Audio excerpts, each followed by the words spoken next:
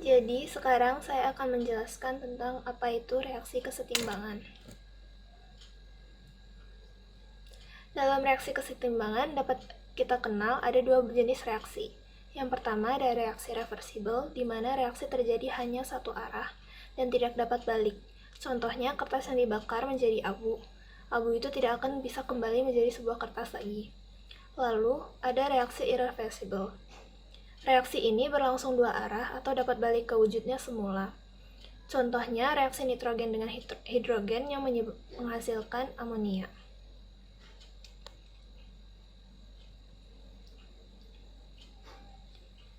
Lalu ada kesetimbangan dinamis pada penguapan air. Di sini dapat kita lihat tiga gambar. Pada gambar pertama, ada sebuah botol yang berisi cairan namun tidak tertutup. Di sana terjadi sebuah laju penguapan, di mana yang kita ketahui bahwa ini membuktikan bahwa reaksi itu berjalan searah. Nah, dalam reaksi ini tidak terjadi kesetimbangan karena tidak ada reaksi bolak-balik, di mana penguapan berjalan bersamaan dengan pengembunan. Lalu pada gambar kedua dapat kita lihat sebuah botol yang tertutup. Di sini terjadi reaksi bolak-balik namun belum terjadi kesetimbangan, karena dapat kita lihat panah penguapan dan pengembunan tidak sama panjangnya. Laju penguapan di sana lebih kecil daripada laju pengembunannya. Lalu pada gambar ketiga, gambar yang sama, di mana botol tertutup dan terjadi reaksi bolak-balik. Namun yang membuat berbeda dengan gambar kedua adalah panjang panah yang terdapat di sana sama panjangnya. Di sini terjadi sebuah reaksi kesetimbangan, di mana laju penguapannya sama dengan pengembunan. Dari sini dapat kita ketahui bahwa reaksi kesetimbangan sudah pasti bolak-balik. Namun, reaksi bolak-balik belum tentu setimbang. Sekian dari saya, terima kasih. Sekarang saya akan menjelaskan tentang reaksi bolak-balik. Suatu reaksi dapat dikatakan sebagai reaksi bolak-balik apabila kedua reaksi dapat berlangsung secara bersamaan. Seperti pada contoh pertama dan kedua, di mana kedua reaksi tersebut dapat berlangsung secara bersamaan, sehingga disebut sebagai reaksi bolak-balik yang ditandai dengan dua anak panah yang arahnya berlawanan. Kemudian ada juga reaksi berkesudahan, yaitu reaksi kimia di mana zat-zat hasil bereaksi tidak dapat bereaksi kembali menjadi zat-zat bereaksi, atau dapat dikatakan reaksi tidak dapat dibalik. Seperti pada contoh NaOH plus HCl, reaksi ini hanya dapat berlangsung ke kanan. Hal ini dapat ditunjukkan dengan mereaksikan kembali hasil reaksi, yaitu NaCl dan H2O. Fakta menunjukkan bahwa NaCl tidak akan bereaksi dengan air membentuk NaOH dan HCl, sehingga reaksi ini disebut sebagai reaksi berkesudahan. Sekian, terima kasih. Halo semuanya, perkenalkan nama saya Jono Felianto, nomor absen 17. Pada kesempatan ini, saya akan menjelaskan mengenai salah satu syarat reaksi kesetimbangan, yaitu reaksi bolak-balik. Seperti yang kita ketahui, suatu reaksi terkadang memerlukan pengaruh dari luar untuk dapat bereaksi balik. Oleh karena itu, reaksinya tidak dapat berlangsung secara bersamaan. Namun, suatu reaksi dapat menjadi reaksi kesetimbangan apabila reaksi baliknya dapat dengan mudah berlangsung secara bersamaan. Misalnya pada proses penguapan air dan pengembunan air di dalam botol. Nah, reaksi bolak-balik ini terbagi menjadi dua, reaksi homogen dan reaksi heterogen. Reaksi homogen merupakan reaksi yang wujud zat bereaksi dan hasil reaksinya sama, misalnya pada reaksi gas atau larutan. Contoh dari reaksi homogen ini adalah N2 bereaksi dengan 3H2 menghasilkan 2NH3. Dapat kita lihat pada reaksi ini setiap zatnya memiliki wujud sama, yaitu gas. Begitu juga dengan contoh Fe3+ bereaksi dengan SCN- menghasilkan FeSCN2+. Dapat kita lihat setiap zatnya memiliki wujud sama juga, yaitu aqueous atau larutan. Sedangkan reaksi heterogen merupakan reaksi yang wujud zat bereaksi dan hasil reaksinya berbeda, sehingga reaksi ini memerlukan suhu yang tinggi untuk dapat merubah wujudnya. Oleh karena itu, reaksi homogen dapat berlangsung bolak-balik lebih cepat dibandingkan reaksi heterogen. Contoh dari reaksi heterogen ini adalah CaCO3 menghasilkan CaO dan CO2. Dapat kita lihat, CaCO3 dan CaO memiliki wujud solid atau padatan, sedangkan CO2 mempunyai wujud yaitu gas. Maka dari itu, reaksi ini memerlukan suhu yang tinggi untuk dapat merubah wujudnya dan menyamakan wujudnya, sehingga reaksi bolak-balik dapat terjadi. Sekian dari saya, terima kasih. Halo semuanya, jadi gue bakal lanjutin penjelasan dari Joan soal reaksi bolak-balik, dan di sini gue akan ngejelasin soal sistem tertutup. Jadi disimak ya guys. Jadi sistem tertutup itu apa sih? Sistem tertutup ini adalah suatu sistem reaksi di mana zat yang bereaksi dan zat hasil reaksi tidak meninggalkan sistem. Sistem ini membiarkan adanya suatu perpindahan kalor atau panas keluar atau masuk. Jadi panas atau kalor dari luar ini bisa masuk ke dalam, maupun yang dari dalam dia bisa keluar. Yang kedua, dia tidak membiarkan adanya suatu zat atau materi dapat keluar atau masuk. Yang namanya juga sistem tertutup. Ini contohnya ada di sini. Misalnya dalam sebuah botol diberikan suatu zat reaksi kesetimbangan atau bolak-balik. Jadi botolnya tersebut dikasih tutup biar reaksi bolak-balik atau kesetimbangan dapat terjadi. Biasanya kita kalau dalam praktikum atau percobaan kita menggunakan tabung reaksi yang kecil, biasanya nggak perlu tutup karena kita dengan menutup tabung reaksi dengan jari saja sudah cukup. Oke, sekian dari saya. Reaksi kesetimbangan bersifat dinamis. Nama saya Kalista Abigail, 11 IPA 6, absen 6. Sekarang saya akan menjelaskan tentang reaksi kesetimbangan bersifat dinamis. Arti. Jadi, bersifat dinamis di sini artinya secara mikroskopis reaksi berlangsung terus-menerus dalam dua arah dengan laju reaksi pembentukan sama dengan laju reaksi sebaliknya. Itu maksudnya apa? Misalnya kita ambil contoh, kita naik jungkat-jungkit. Itu beban yang di sebelah kanan dan di sebelah kiri, itu misalnya bebannya sama, maka mereka akan terus naik turun gitu terus-menerus. Sama halnya dengan reaksi dinamis. Jadi, reaksi dari kanan dan ke kiri itu sama, selalu bolak-balik seperti itu. Lalu, secara makroskopis, reaksi dalam keadaan setimbang tidak menunjukkan adanya gejala-gejala tersebut. Ini maksudnya apa? Nanti akan saya jelaskan di slide yang selanjutnya. Nah, sekarang ciri-ciri keadaan setimbang. Pertama, terjadi dalam wadah tertutup pada suhu dan tekanan tetap. Maksudnya apa? Jadi maksudnya, kita ambil contoh pada ada proses penguapan air. Jadi air kan pertama menguap, terus dari uapan itu nanti dia itu akan jenuh sendiri, terus turun lagi, berubah jadi dari air lagi, dari gasnya berubah jadi air lagi. Jadi akan dalam jangka waktu tertentu akan berubah terus seperti itu, sehingga akan jadi stabil, mereka jadi seimbang, sehingga tetap sama volumenya, seperti itu.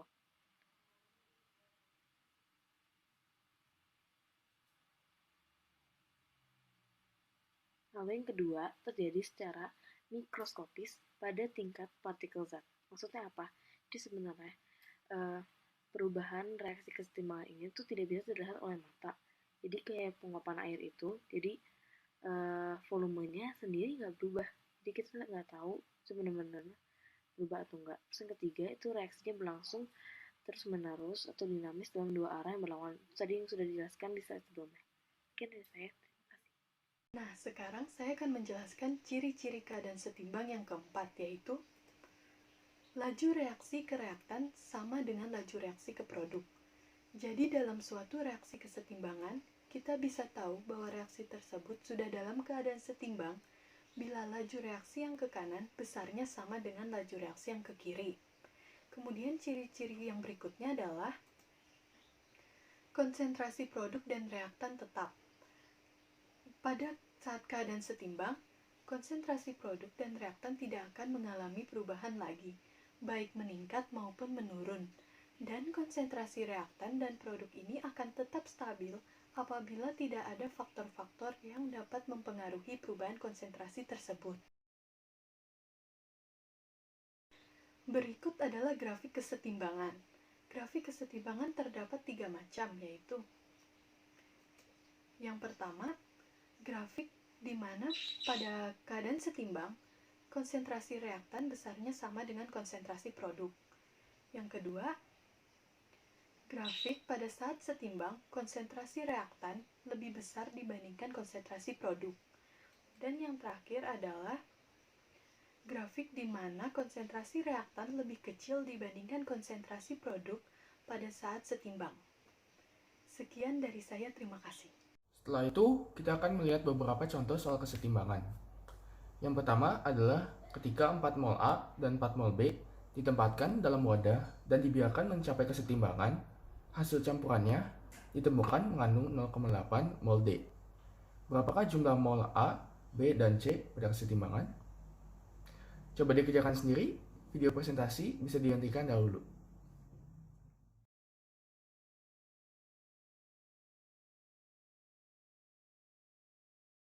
Cara menyelesaikannya adalah dengan menggunakan MBS, dan kita bisa melakukannya dengan mengurangi 0,8 mol di sisi kiri atau sisi reaktan dan menambah 0,8 mol di sisi kanan atau sisi produk. Maka didapatkan 3,2 mol A, 1,6 mol B, dan 0,8 mol C. Halo teman-teman dan Bu Sylvia, kali ini saya akan menjelaskan tentang bab kesetimbangan kimia untuk sebab A reaksi bolak-balik dan kesetimbangan kimia. Saya akan menjelaskan contoh soal kesetimbangan yang pertama. Berikut soalnya. Jadi diberitahu bahwa dalam suatu ember direaksikan larutan yang mengandung 0,5 mol Fe3+ dengan larutan yang mengandung 0,5 mol ion SCN-, hingga terjadi kesetimbangan sebagai berikut. Persamaannya tuh Fe3+ aqueous ditambah SCN- aqueous bolak-balik FeSCN2+ aqueous. Jadi dalam keadaan setimbang ini ternyata terdapat ion Fe3+ sebanyak 0,2 mol. Kita ditanyakan berapa ion SCN- dan FeSCN2+ pada sistem. Nah, untuk pembahasannya, jadi Fe3+ aqueous sampai SCN- aqueous bolak-balik FeSCN2+ aqueous, kita tulis kembali reaksinya. Jadi perlu kalian ketahui di sini kalau reaksi bolak-balik ini berarti tidak semuanya habis menjadi FeSCN2+. Jadi di sini bila Fe3+ ditambahkan terus menerus, maka larutannya kan pasti akan menjadi lebih pekat. Tapi jadi nggak semuanya habis bereaksi, jadi masih ada sisa Fe3+ maupun SCN- sendiri. Bila reaksi ini mengalami kesetimbangan, maka warnanya akan sama, tidak mengalami perubahan lagi. Nah, jadi untuk mengerjakan soal ini kita akan membuat diagram MBS. Untuk diagram tersebut, kita kan sudah diberitahu Fe3+ dan SCN- itu 0,5 mol. Kita tuliskan dulu 0,5 mol, 0,5 mol untuk SCN-. Untuk yang mula-mulanya yang FeSCN2+, karena mula-mulanya FeSCN2+ kita belum mendapatkan kan, kita tinggal memberi strip atau kita kosongkan saja. Jadi, terus diberitahu lagi kalau pada keadaan setimbang, berarti yang S kan yang sudah diakumulasikan, itu Fe3+ nya itu ada 0,2 mol. Berarti kalau bila kita kurangkan, berarti 0,5 kurang 0,2, berarti bereaksinya itu 0,3 mol dong. Kita tulis minus 0,3 mol. Karena Fe3+, SCN- dan FeSCN2+ itu koefisiennya sama, berarti kita tulis 0,3 mol sama 0,3 mol buat SCN- sama FeSCN2+. Dari segitu kita bisa mendapatkan SCN- itu kan mula-mula 0,5 mol dikurangin bereaksi minus 0,3 mol, berarti setimbangnya dia yang SCN- itu dia 0,2 mol. Sedangkan untuk yang FeSCN2+, dia sama bereaksinya, koefisiennya sama, berarti dia bertambah 0,3 mol. Jadi setimbangnya dia itu masih 0,3 mol. Sekian pembahasan dari saya, terima kasih.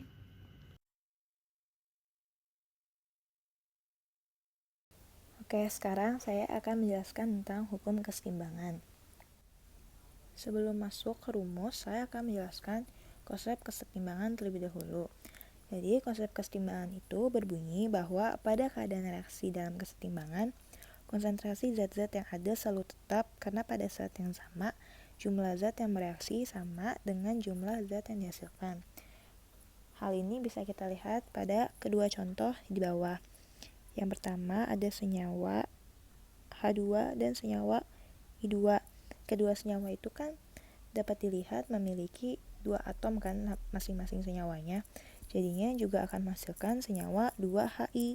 Karena hanya 2, I-nya 2, otomatis hasilnya juga hanya ada 2 dan I-nya ada 2. Lalu contoh selanjutnya ada Ag+ dan 2NH3. Ini kan bisa dilihat kalau misalnya Ag ini bermuatan positif dan NH3 berjumlah 2. Jadi senyawa yang dihasilkan juga akan menjadi AgNH3 2 kali dengan bermuatan positif. Lalu perlu diingat juga bahwa kesetimbangan ini hanya berlaku untuk senyawa gas atau yang biasa dilambangkan dengan G dan senyawa larutan atau yang biasa dilambangkan dengan Aq. Karena kedua jenis senyawa ini memiliki konsentrasi. Oke, selanjutnya saya akan menjelaskan tentang hukum aksi massa atau hukum kesetimbangan. Hukum ini menyatakan bahwa dalam keadaan setimbang, hasil kali konsentrasi zat-zat hasil reaksi yang dipangkatkan koefisiennya dibagi dengan hasil kali konsentrasi zat-zat reaksi yang dipangkatkan koefisiennya akan menghasilkan nilai yang tetap. Contohnya untuk reaksi kesetimbangan PA ditambah QB, reaksi bolak-balik MC tambah ND, maka akan didapatkan nilai tetap dengan rumus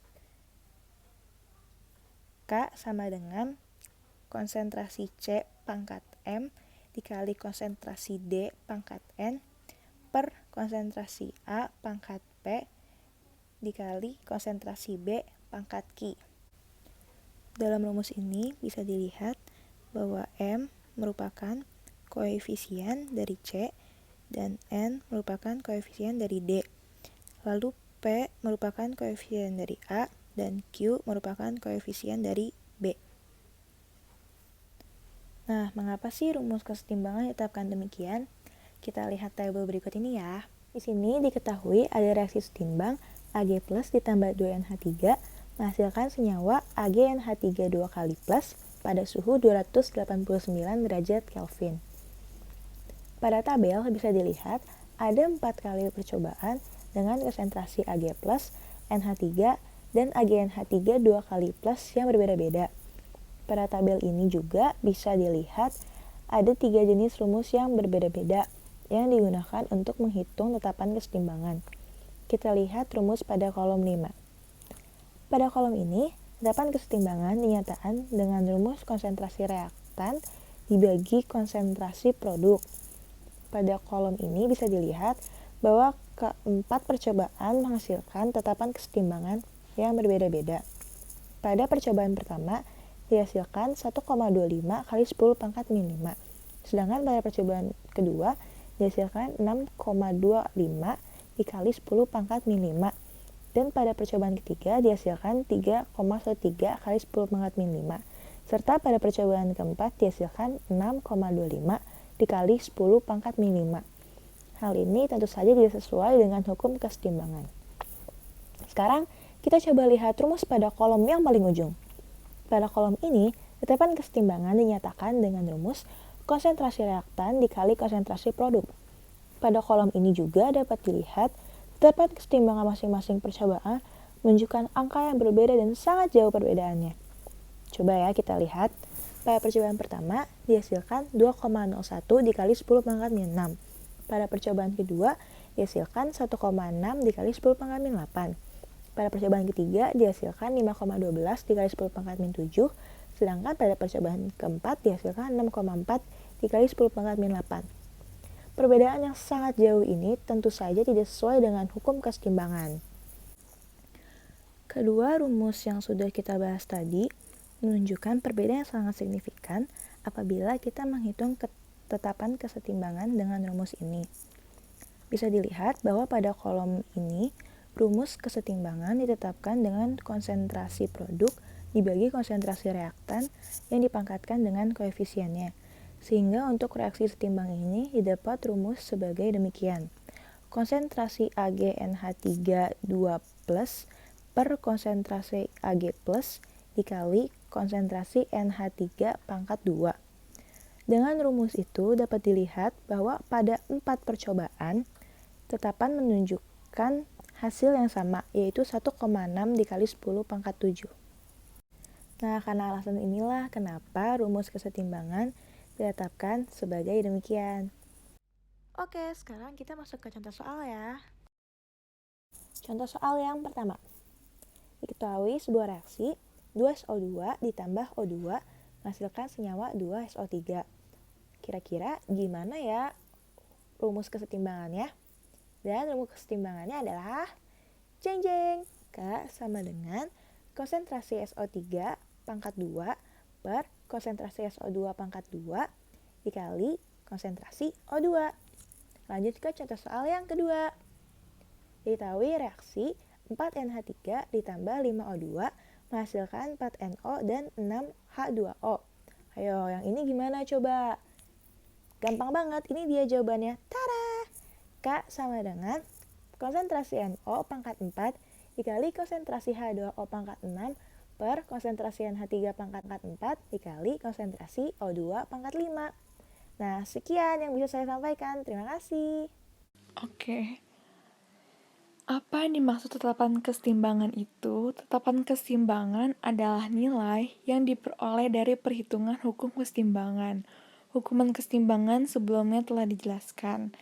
Nah, tetapan kesetimbangan juga memiliki simbol K atau biasa sering disebut KC. Oke, mari kita lanjut ke contoh soal. Latihan soal yang pertama yaitu ada reaksi A plus B menghasilkan reaksi C plus D. Jika 1 mol A dicampur dengan 1 mol B dan pada kesetimbangan terdapat 0,2 mol A, berapa tetapan kesetimbangan reaksi di atas? Jadi yang ditanya itu KC-nya, tetapan kesetimbangannya. Diketahui di soal bahwa A plus B itu 1 mol ya. Nah, hasil reaksi dari mol A itu adalah 0,2 mol. Nah, berarti kita harus tahu nih berapa reaksi yang menghasilkan sisa 0,2 mol. Jadi reaksinya itu 0,8 di A dan B ya. Karena kan mereka sama-sama 1 mol mula-mulanya. Nah, kalau di bagian reaksi itu kita kasih tanda min.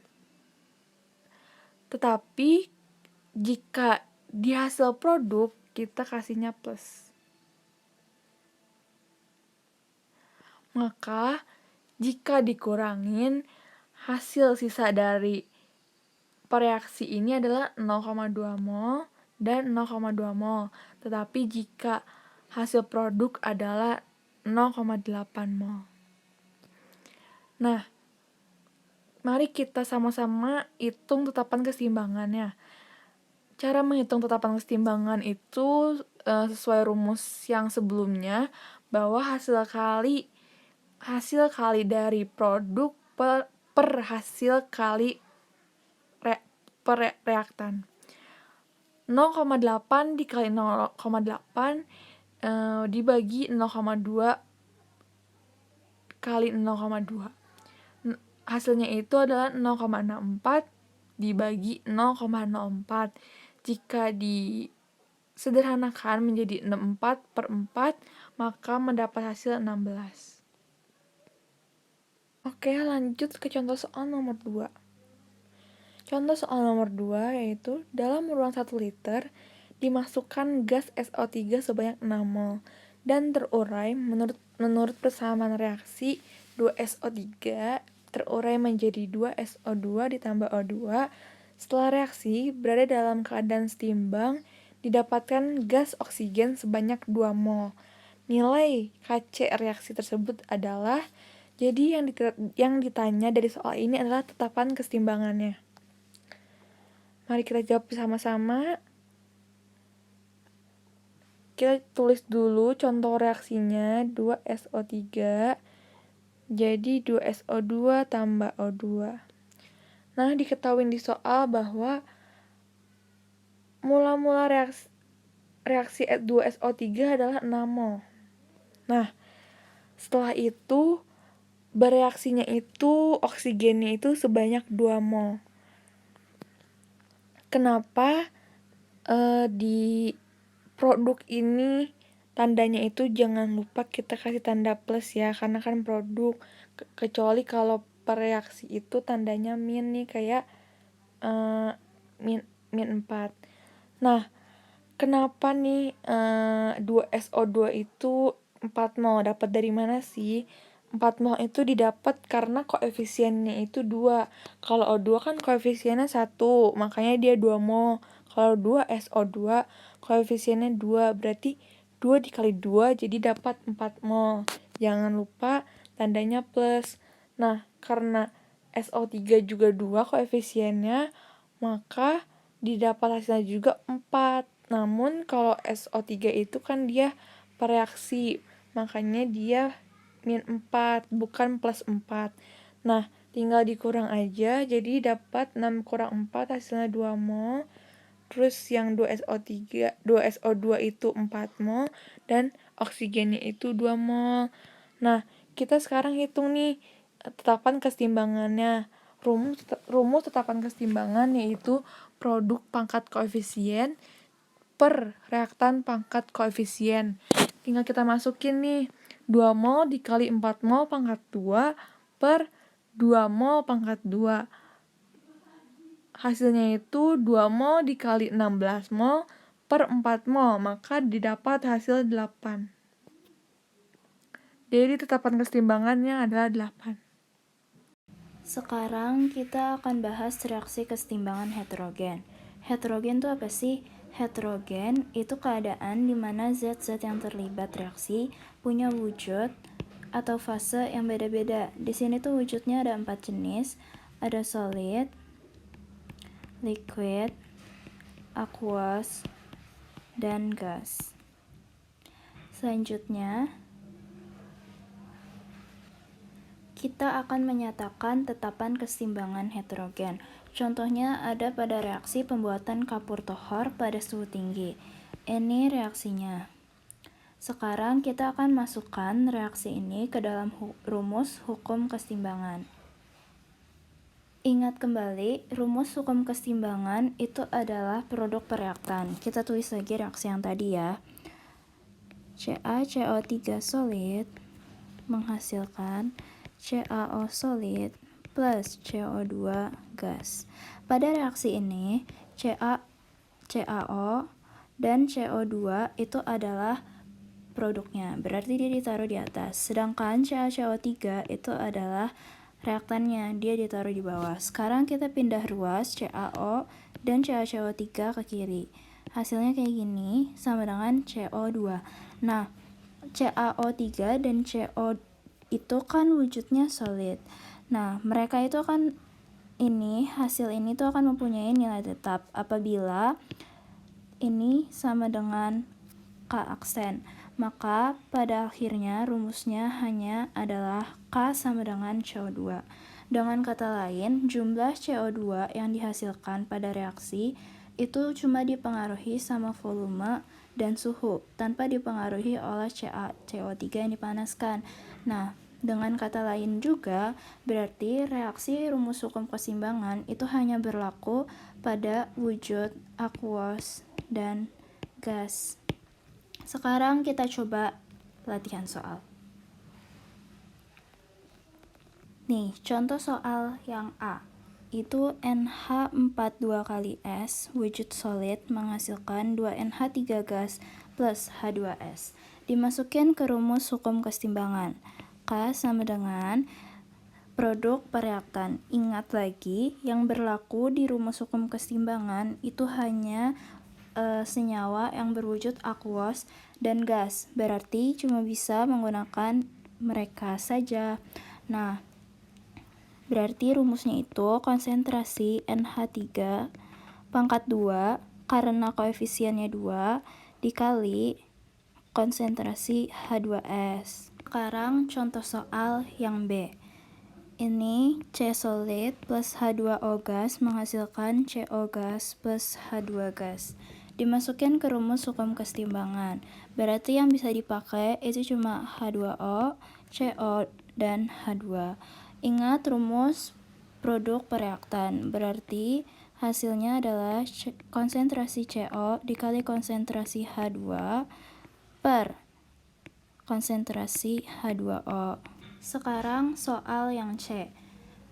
Reaktannya NH3 gas, HCl gas menghasilkan NH4Cl solid.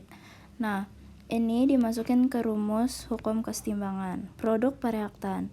NH4Cl itu wujudnya solid, tapi bukan berarti hasilnya 0. Kita tulisnya 1 per reaktan.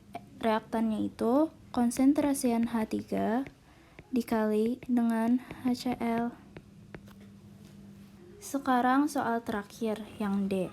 Ini ada NH3 aqueous plus H2O liquid menghasilkan ion NH4 aqueous plus ion OH aqueous. Nah, kita masukin ke rumus hukum keseimbangan. Ion ini nggak pengaruh ya, bukan berarti dia nggak ditulis di hukum. Kita hanya perhatikan wujud-wujud yang ada dalam reaksi. Berarti kalau seperti ini, rumusnya adalah tetap produk pereaktan, yaitu konsentrasi dari ion NH4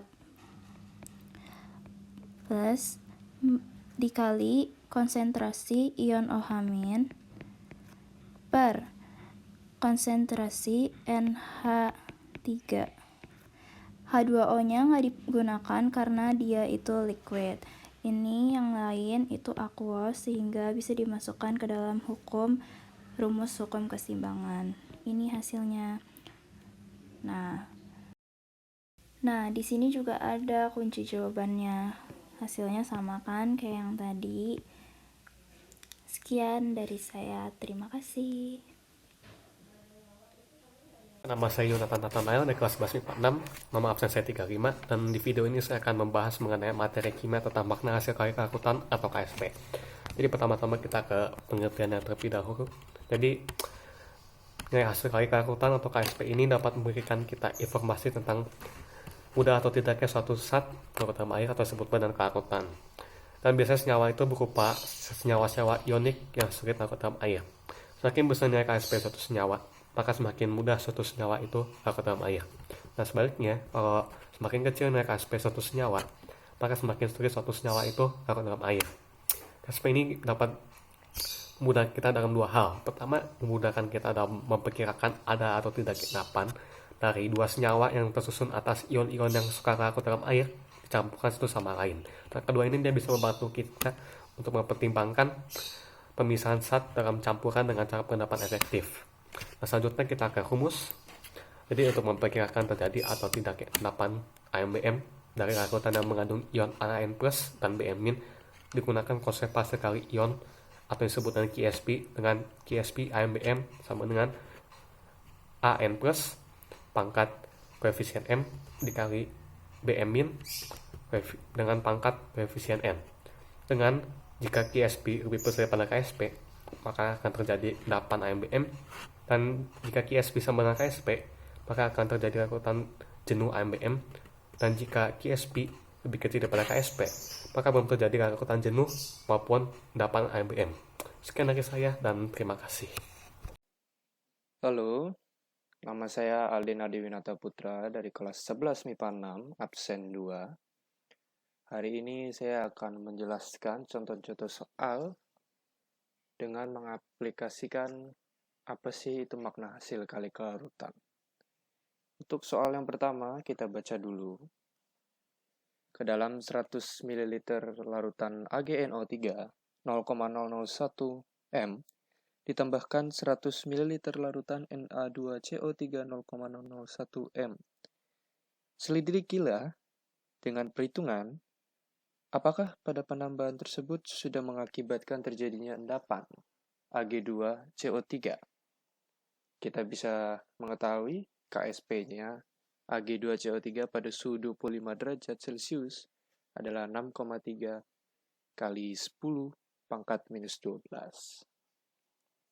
Oke, jadi pada soal ini kita dapat mengetahui bahwa terdapat 100 ml larutan AgNO3 0,001 M ditambahkan juga 100 ml larutan Na2CO3 0,01 M.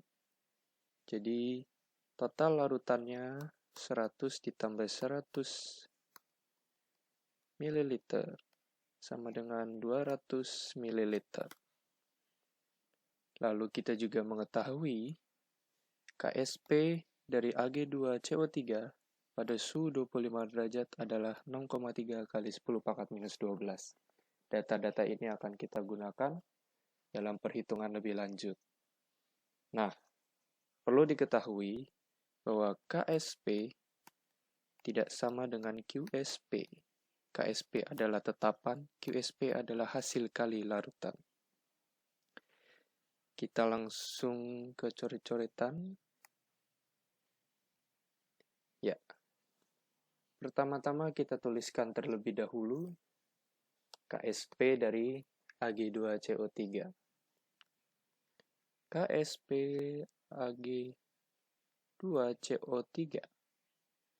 Apabila kita uraikan Ag2CO3,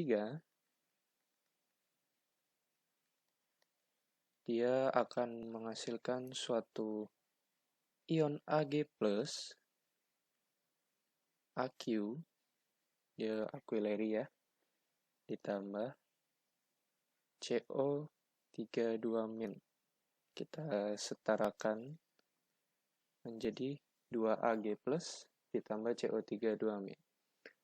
Seperti yang kita ketahui rumus KSP, maka dari sini kita bisa ketahui rumus KSP-nya adalah konsentrasi dari Ag+ dipangkatkan dengan koefisiennya. Begitu juga dengan CO3 2- karena koefisiennya 1 jadi pangkatnya 1 ya. Nah, kita sudah tahu. Oleh karena itu kita harus cari konsentrasi Ag+ dan CO3 2-. Dengan begitu, maka kita cari milimol dari masing-masing larutan yang ditambahkan. Kita mulai dari pertama, AgNO3. Dia konsentrasinya 0,001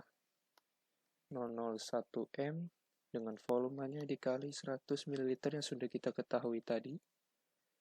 Dan akan menghasilkan 0,1 milimol. Maka dapat kita simpulkan Ag+ dan NO3- maka konsentrasi dari Ag+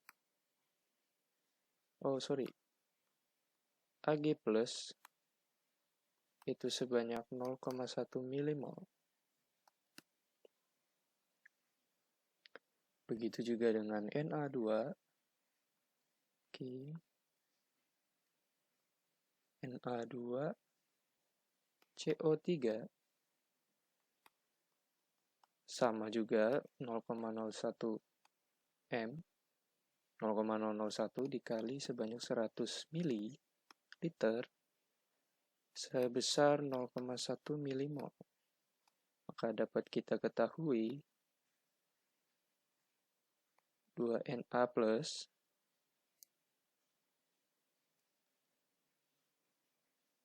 dengan CO3 2-, maka CO3 2- sama dengan 0,1 milimol juga.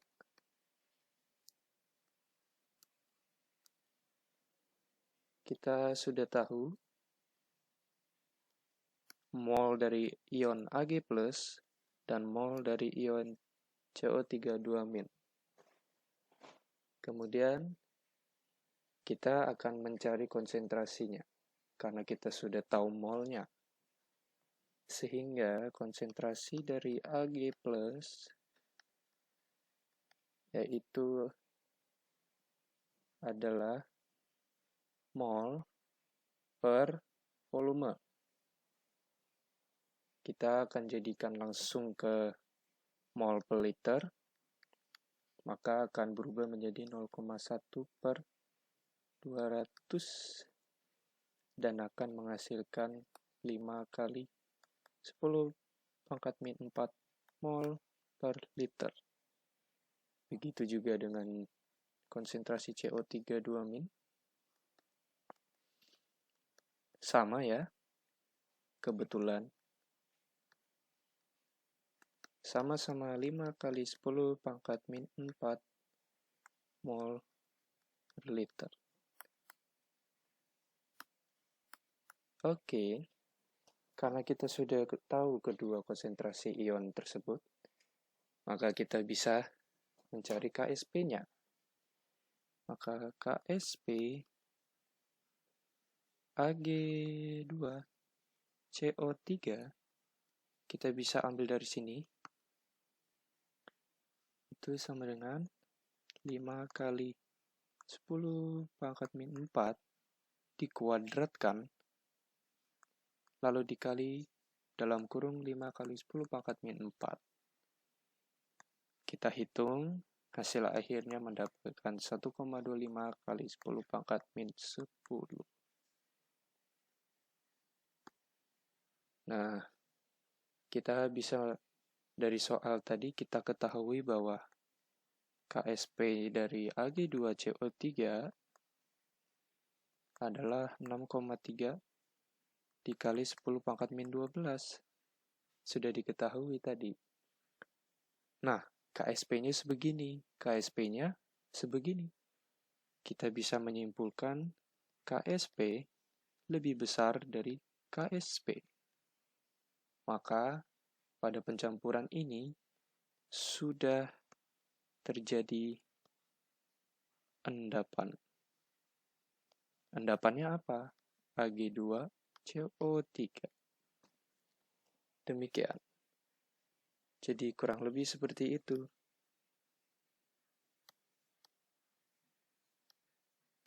Ya, kita cari dulu konsentrasinya. Kemudian, oh maaf, maksudnya saya cari molnya. Dari mol tersebut kita bisa cari konsentrasinya. Lalu kita cari QSP-nya dan kita menemui perbandingan QSP dan KSP. QSP lebih besar dari KSP. Soal berikutnya. Ke dalam Aquades yang volumenya 100 ml, ditambahkan masing-masing 1 ml larutan PbNO3 2 kali 0,01 m dan 1 ml larutan NaCl 0,01 m dengan anggapan bahwa volume larutan tetap 100 ml dan nilai KSP dari PbCl2 adalah 2,0 dikali 10 pangkat minus 5. Tunjukkan dengan perhitungan apakah akan terjadi endapan pada reaksi di atas. Oke, jadi kita bisa menyimpulkan bahwa volume dianggap tetap 100 ml ya. Terus kita bisa mengetahui bahwa larutannya ada 1 ml PbNO3 2 kali. Ini informasi yang penting. 1 ml larutan NaCl 0,01 m.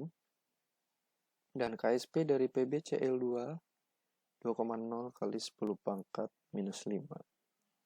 Dengan anggapan bahwa volume tetap 100 ml, maka konsentrasi ion Pb2+ dan ion Cl yang didapat di dalam larutan bisa dihitung sebagai berikut.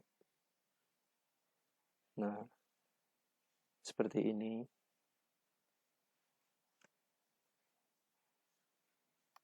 Saya akan jelaskan secara rinci. Maka konsentrasi dari ion-ion tersebut akan dihitung dengan mudah seperti ini. Jadi yang pertama adalah PbNO3 2 kali Kita ulangi seperti cara yang soal pertama.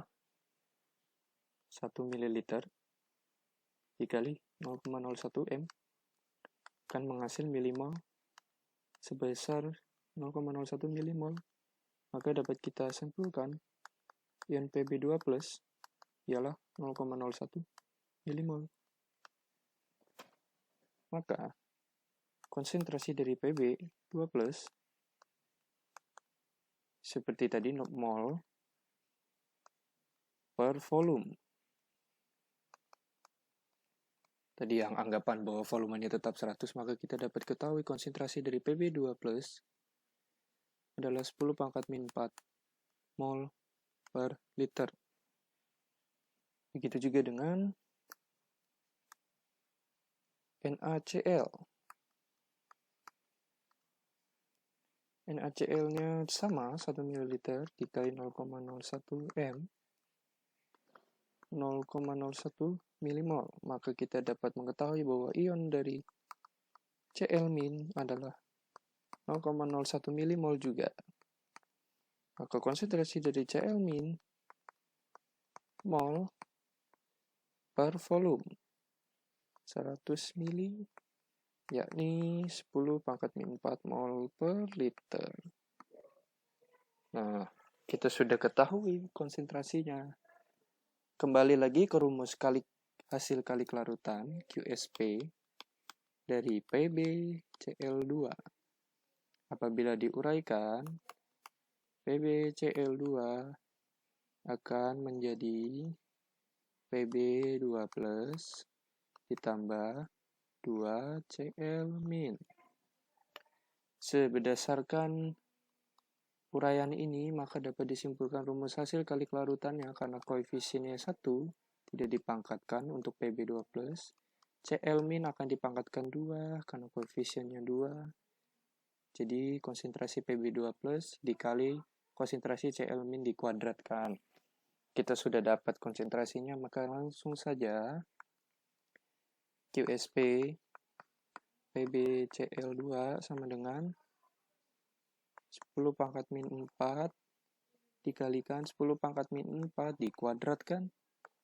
Bertemu hasilnya 10⁻⁻12. Kita bisa ketahui dari soal tadi KSP sebesar 2,0 kali 10⁻⁵. Nah, kita sudah dapat hasilnya dan kita bisa simpulkan KSP lebih kecil dari KSP. QSP-nya lebih kecil dari KSP, maka bisa diperkirakan bahwa belum atau tidak dihasilkan atau terjadi endapan. Endapannya apa? PbCl2. Seperti itu. Ini dia caranya yang lebih rapi.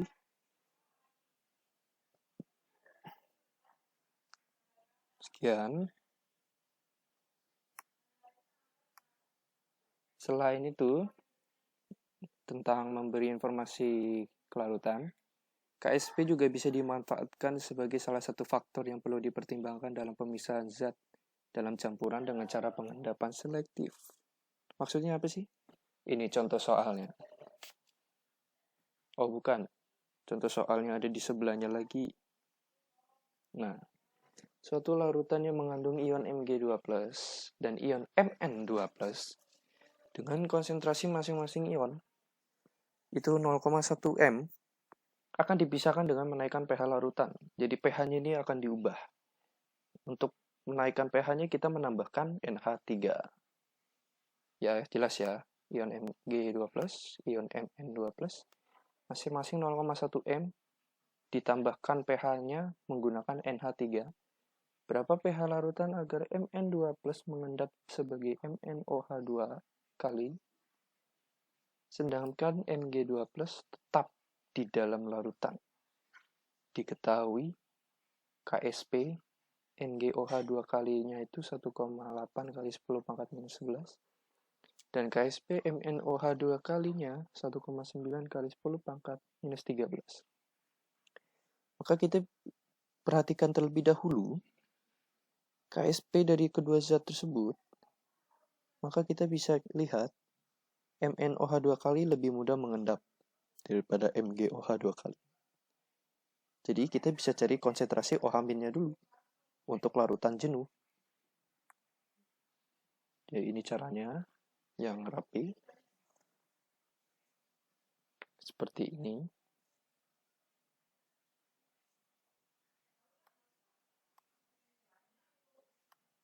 Oke, akan saya jelaskan. Ini sedikit panjang ya penjelasannya. Jadi di dalam larutan itu ada ion Mg2+ sebesar 0,1 M dan ion Mn2+ sebesar 0,1 M. Dan kita bisa tahu KSP dari MgOH2 kali itu 1,8 kali 10 pangkat min 11. KSP dari Mn OH2 kali itu 1,9 kali 10 pangkat minus 13. Nah, dalam ketetapan dan hasil kali larutan ini, larutan jenuh MgOH2 kali itu hanya terjadi ketika KSP MgOH2 kali itu tuh sama dengan KSP MgOH2 kali. Jadi KSP-nya sama dengan QSP-nya sama dengan KSP-nya. Nah, QSP dari MgOH2 kali sudah kita ketahui ion-ionnya, maka dia akan berbentuk seperti ini. Mg2+, koefisiennya karena 1 tetap 1, terus OH- karena dia koefisiennya 2, maka kita kuadratkan, sama dengan KSP dari MgOH2 kali. Nah, kita sudah tahu kalau Mg2+-nya itu 0,1 M. Jadi langsung kita masukkan saja ke dalam persamaan yang sudah saya tulis di sini. 0,1 dikali OH- dikuadratkan. KSP-nya juga kita sudah tahu. 1,8 kali 10 pangkat min 11. Nah, kita bisa tahu OH min kuadrat sama dengan 1,8 dikali 10 pangkat min 10. Lalu OH min kita akarkan, kita pindahkan kuadratnya 1,8 kali 10 pangkat min 10. Kita ke sini sudah penuh. Lalu kita bisa tahu kalau OH min itu adalah sebesar 1,34 kali 10 pangkat min 5. Angka ini akan kita simpan karena akan digunakan perhitungan selanjutnya. Maka dari angka ini, kita bisa tahu POH berdasarkan rumusnya min log 1,34 kali 10 pangkat min 5 sama dengan 4,87. Apabila digenapkan dengan kalkulator, maka pH sama dengan 9,13. Jadi, kita bisa simpulkan bahwa pada pH 9,13, larutan tersebut jenuh. Karena larutan tersebut jenuh, di mana QSP MgOH2 kali sama dengan KSP MgOH2 kali, itu jadi belum mengendap sebagai MgOH2 kali. Dan baru terbentuk larutan jenuh MgOH2 kali. Tapi kita nggak tahu apakah pada pH tersebut 9,13 apakah sudah terjadi endapan MnOH2 kali, maka kita untuk ini kita selidiki yang ion Mn2+. Nah, jadi 2 kali pengerjaan. Tadi kita sudah tahu bahwa konsentrasi dari Mn2+ sendiri itu 0,1 M. Dan sebelumnya, tadi yang sudah saya simpan angkanya tadi, OH- konsentrasinya 1,34 dikali 10 pangkat minus 5 M dalam persyaratan bahwa pH-nya sama dengan 9,13. Oke, kita bisa tahu QSP dari MnOH2 kali. Kita uraikan Mn ini menjadi Mn2 plus dan 2OH-, maka QSP-nya menjadi konsentrasi dari Mn2 plus, koefisiennya 1, jadi pangkatnya 1, dan dikalikan dengan konsentrasi OH-, koefisiennya 2, jadi kita pangkatkan 2. Kita sudah ketahui 0,1 sebesar 0,1 M ya, dikali konsentrasi dari OH-nya tadi kita juga udah tahu 1,34 kali 10 pangkat minus 5 dan dikuadratkan. Perhitungan menghasilkan 1,8 kali 10 pangkat minus 11. KSP dari MnOH 2 kali sama dengan 1,9 kali 10 pangkat minus 13. Ini sudah diketahui juga. Kita bisa lihat angkanya. Kita bisa simpulkan bahwa QSP MnOH 2 kali ternyata lebih besar dari KSP MnOH 2 kali. Jadi, dari perhitungan ini kita bisa mengetahui bahwa MnOH 2 kali sudah mengendap karena QSP lebih besar dari KSP. Jadi pada pH 9,13, ion Mn2 plus sudah mengendap sebagai MnOH 2 kali. Tetapi ion Mg2 plus tetap sebagai larutan dan tidak mengendap. Akhirnya kedua ion ini bisa dipisahkan setelah dilakukan filtrasi. Jadi penjelasannya kurang lebih seperti itu. Jadi dari 3 soal ini merupakan penerapan dan implementasi dari fungsi hasil kali kelarutan. Hasil kali kelarutan bisa digunakan dalam berbagai aplikasi. Sekian dan terima kasih. Terima kasih telah mendengar penjelasan saya. Semoga bermanfaat dan Anda mengerti dengan baik. Terima kasih. Nilai tetapan kesetimbangan dan tekanan gas. Nilai tetapan kesetimbangan yang diperoleh berdasarkan konsentrasi diberi lambang Kc. Sedangkan untuk tetapan kesetimbangan yang diperoleh dari nilai tekanan diberi lambang Kp. Untuk reaksi setimbang didapatkan rumus sebagai berikut. Dengan PA adalah tekanan parsial gas A, PB tekanan parsial gas B, PC tekanan parsial gas C, dan PD tekanan parsial gas D.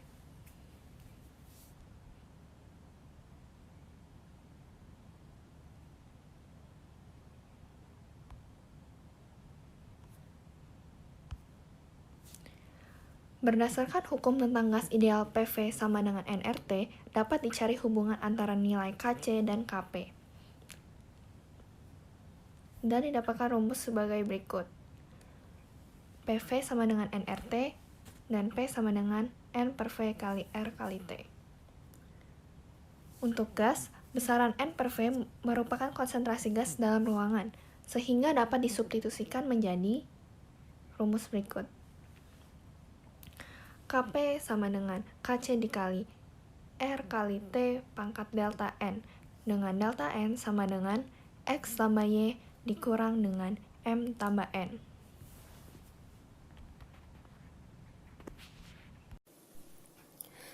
Berikutnya, saya akan menjelaskan salah satu contoh soal. Soalnya adalah, dalam suatu ruangan terdapat reaksi kesetimbangan sama seperti yang ada pada layar.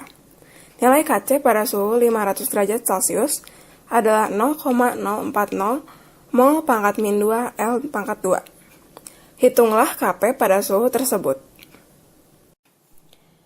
Diketahui nilai R adalah 0,082 dan suhunya adalah 500 derajat Celcius. Untuk suhu harus diubah menjadi Kelvin, berarti 500 ditambah 273 sama dengan 773 Kelvin. Dari persamaan reaksi didapatkan nilai delta N. Delta N sendiri adalah jumlah koefisien gas-gas produk reaksi dikurangi dengan jumlah koefisien gas-gas reaksi. Maka dapat disimpulkan delta N sama dengan 2 dikurangi dalam kurung 1 ditambah 3 tutup kurung, yang hasilnya adalah min 2. Setelah itu kita dapat masuk ke rumus KP sama dengan KC dikali dalam kurung R kali T ditutup kurung pangkat min 2. Setelah itu kita dapat modifikasi rumus agar pangkat negatifnya bisa menjadi positif. Nah, setelah itu kita bisa memasukkan data-data yang sudah ada.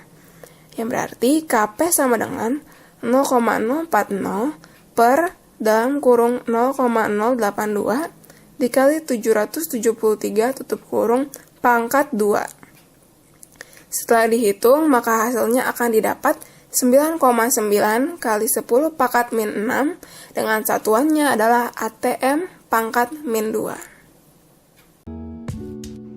Halo, nama saya Kathleen Fiorella, kelas X ini IPA 6 nomor absen 8. Kali ini saya akan menjelaskan tentang keseimbangan disosiasi dan derajat disosiasi. Sebelum saya menjelaskan tentang derajat disosiasi, mari kita lihat apa pengertian dari reaksi disosiasi. Reaksi disosiasi adalah reaksi penguraian suatu zat tertentu menjadi suatu zat yang lebih sederhana. Nah, jika reaksi tersebut merupakan reaksi kesetimbangan, maka dapat disebut dengan kesetimbangan disosiasi. Dapat lihat contoh-contohnya, misalkan ada N2O4, dapat diuraikan menjadi 2NO2.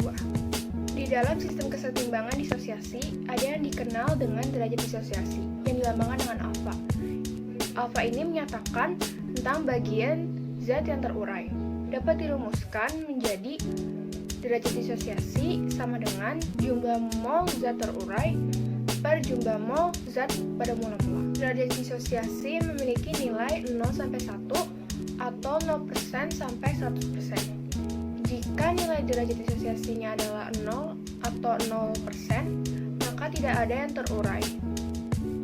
Apabila derajat disosiasinya bernilai 1 atau 100%, maka zat tersebut terurai sempurna atau terdisosiasi sempurna. Sekian dari saya, terima kasih. Untuk contoh soalnya, dalam reaksi disosiasi N2O4 berdasarkan persamaan reaksi, itu N2O4 dalam keadaan setimbang menghasilkan 2NO2. Banyakkah mol N2O4 dan NO2 pada keadaan setimbang adalah sama? Dalam keadaan ini, berapakah harga derajat disosiasinya? Cara menjawabnya, kan soalnya sudah diketahui, banyakkah mol N2O4 dan NO2 pada keadaan setimbang adalah sama. Maka misalkan pada keadaan setimbang mol N2O4 sama dengan mol NO2 sama dengan 2 mol. Pada produk NO2, mol zat sisa sama dengan mol zat yang bereaksi sama dengan 2 mol.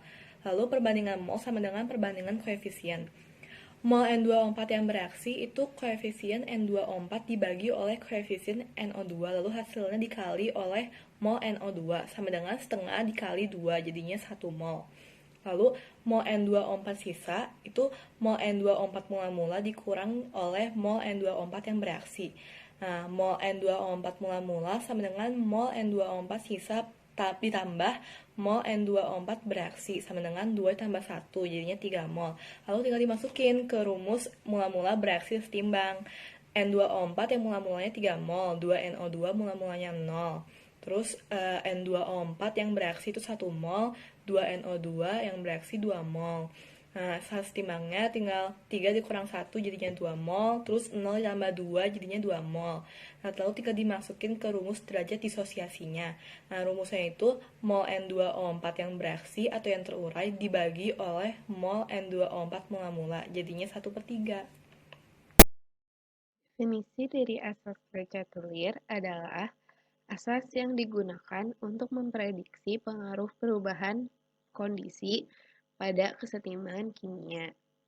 Nah, isi dari asas ini adalah jika terhadap suatu sistem kesetimbangan dilakukan suatu tindakan atau aksi, sistem kesetimbangan tersebut akan mengalami perubahan atau pergeseran yang cenderung mengurangi pengaruh aksi tersebut.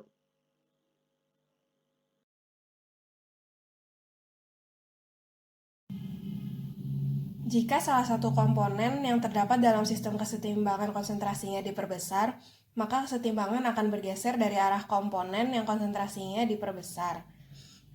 Misalnya konsentrasi Fe ditambahkan, maka konsentrasi SCN otomatis akan berkurang dan konsentrasi FeSCN2+ akan bertambah. Karena konsentrasi dari Fe ditambahkan sehingga bercampur dengan SCN-, sehingga tentu saja akan menghasilkan FeSCN yang lebih banyak jumlahnya atau konsentrasinya. Sehingga itulah pengaruh perubahan konsentrasi pada reaksi kesetimbangan. Karena konsentrasi Fe3+ ditambahkan, maka jumlah konsentrasi reaktan akan lebih besar dari konsentrasi produk.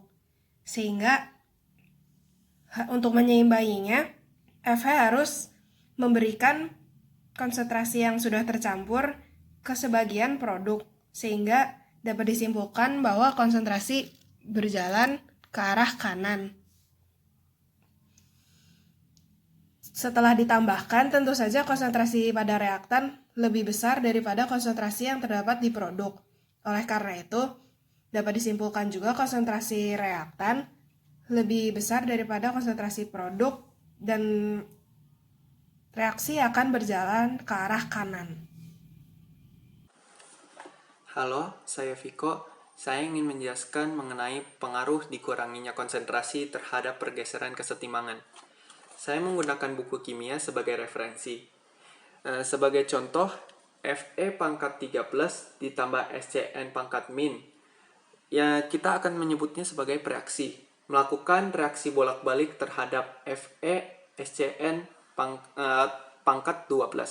Kita akan menyebutnya sebagai produk. Sebagai contoh, persamaan di sini, K1 sama dengan produk per reaksi. Jika reaksi memiliki konsentrasi yang kurang dari sebelumnya, sebagai contoh konsentrasinya itu setengah dari semula, maka kita akan mendapat K2 di mana produk per setengah per reaksi yang akan mengakibatkan K2 lebih besar daripada K1 atau K1 lebih kecil daripada K2, sehingga kesetimbangan akan bergeser ke arah kiri dan menambah konsentrasi per reaksi dan mengurangi konsentrasi dari produk. Sekian dan terima kasih. Selamat siang Bu Sylvie dan teman-teman. Pada siang hari ini saya akan mempresentasikan tentang perubahan volume yang terkait pada pergeseran kesetimbangan. Saya akan menjelaskan tentang asas Le-Chatelier tentang perubahan volume, di mana pada asas ini dijelaskan bahwa apabila volume sistem diperbesar, maka pergeseran kesetimbangan akan bergerak ke arah ruas yang memiliki jumlah partikel atau koefisien yang lebih besar.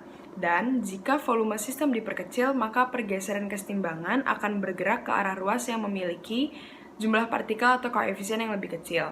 Pada slide juga saya tegaskan bahwa jika perubahan volume tidak berpengaruh apabila dalam suatu reaksi memiliki jumlah koefisien yang sama di sebelum dan sesudah reaksi.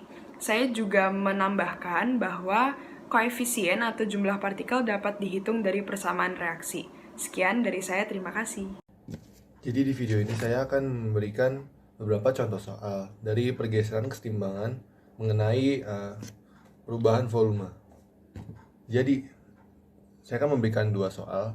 Soal pertama adalah 2SO2 ditambah dengan O2 akan bereaksi kesetimbangan menjadi 2SO3. Dan soal kedua, 4NH2 ditambah 5O2 bereaksi kesetimbangan menjadi 4NO ditambah 6H2O. Jadi dalam soal ini dikerjakan dengan sangat mudah dengan cara melihat formulasi K-nya atau persamaan K. Dalam soal pertama dapat ditulis bahwa K sama dengan SO3 pangkat 2 per SO2 pangkat 2 dan O2. Nah, jika volume diperbesar, maka kesetimbangan akan bergeser ke kiri karena koefisien persamaan reaksi di kiri lebih besar dari kanan. Jika volume diperkecil, maka kesetimbangan akan bergeser ke kanan karena koefisien persamaan reaksi di kanan lebih kecil dari kiri. Itu untuk soal pertama. Dan untuk soal kedua, dapat didapatkan persamaan K sama dengan NO pangkat 4 dan H2O pangkat 6 per NH3 pangkat 4 dan O2 pangkat 5. Dilihat dari persamaan K-nya, jika volume diperbesar, maka kesetimbangan akan bergeser ke kanan karena koefisien persamaan reaksi di kanan lebih besar daripada kiri. Nah, jika volume diperkecil, maka kesetimbangan akan bergeser ke kiri karena koefisien persamaan reaksi di kiri lebih besar daripada di kanan. Sekian begitu saja penjelasan dari saya. Terima kasih. Oke, sekarang aku bakalan jelasin tentang pengaruh tekanan terhadap pergeseran kesetimbangan. Jadi, perubahan tekanan akan berpengaruh pada konsentrasi gas-gas yang ada pada kesetimbangan. Jadi, kalau misalkan ada liquid, solid, atau aqueous, dia nggak akan berpengaruh. Nah, di sini kita punya rumus. P kali V sama dengan N kali R kali T. Maka P sama dengan N per V kali R kali T. Nah, dari persamaan ini kita bisa simpulin bahwa tekanan berbanding terbalik dengan volume. Maka nanti pengaruhnya terhadap pergeseran kesetimbangan juga akan berbanding terbalik. Nah, di sini kita ada satu sistem ini udah setimbang. Nah, ketika pada sistem ini tekanannya diperbesar, maka kesetimbangannya akan terganggu.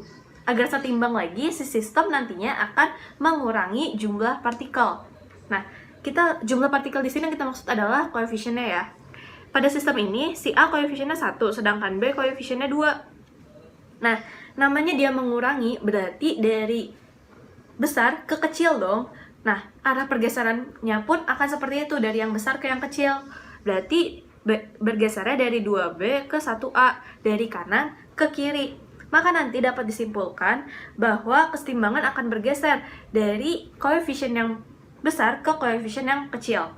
Jadi bisa diingat kalau tekanannya diperbesar, dia gesernya ke koefisien yang kecil. Nah, sekarang ada satu sistem setimbang lagi. Ketika pada sistem ini, tekanannya diperkecil, maka kesetimbangannya juga akan terganggu. Agar setimbang, sistem akan memperbanyak jumlah partikel. Nah, kita lihat pada sistem ini, namanya memperbanyak. Berarti dari sedikit ke banyak, dari kecil ke besar.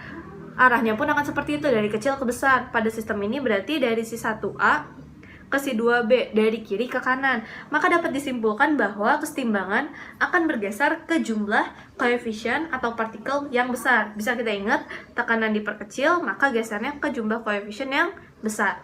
Nah, terus gimana kalau misalkan koefisien di kanan sama koefisien di kiri itu sama? Maka tekanan nggak akan berpengaruh pada pergeseran kesetimbangannya. Jadi mau tekanan diperbesar atau tekanan diperkecil, dia nggak akan berpengaruh. Selamat pagi, Ibu Jovia. Saya Gabriela Grace, kelas X MIPA 6, absen 13, akan menjelaskan tentang perubahan suhu pada suatu reaksi kesetimbangan. Perubahan suhu pada suatu reaksi kesetimbangan dapat menyebabkan terjadinya perubahan nilai pada suatu tetapan keseimbangan yang disimbolkan dengan huruf K. Kendutan akan terjadi jika suatu sistem kesetimbangan dinaikkan, maka reaksi sistem menurunkan suhu dengan cara kesetimbangan bergeser ke pihak yang menyerap kalor. Begitupun sebaliknya, jika pengaruh suhu ini termasuk exotherm, maka suhu sistem kesetimbangan diturunkan sehingga reaksi sistem menaikkan suhu dengan cara kesetimbangan bergeser ke pihak reaksi yang melepas kalor. Mari kita lihat di bagian contoh. Pada reaksi pertama, jika suhu diperbesar, maka nilai Kp semakin kecil. Hal ini berarti zat yang dihasilkan semakin sedikit, sehingga terjadinya pergeseran reaksi ke kiri. Namun, pada reaksi kedua tentunya berbeda. Jika suhunya diperbesar, maka nilai Kp pun semakin besar. Hal ini berarti jumlah zat yang dihasilkan semakin banyak, yang diakibatkan oleh terjadinya pergeseran kesetimbangan ke kanan. Nah, di sini kita dapat simpulkan bahwa jika suatu sistem suhunya dinaikkan, maka reaksi akan bergeser ke arah yang endotherm atau delta H positif. Dan jika terjadi sebaliknya, jika suatu suhu diturunkan, maka kesetimbangan akan bergeser ke arah exotherm atau delta H negatif. Untuk lebih jelas, teman saya akan menjelaskan contoh soal tentang perubahan suhu pada suatu reaksi kesetimbangan. Hanya ini yang dapat saya sampaikan. Mohon maaf jika terjadi kesalahan kata-kata atau ada kata-kata yang kurang berkenan di hati Ibu. Sekian, terima kasih. Selamat pagi.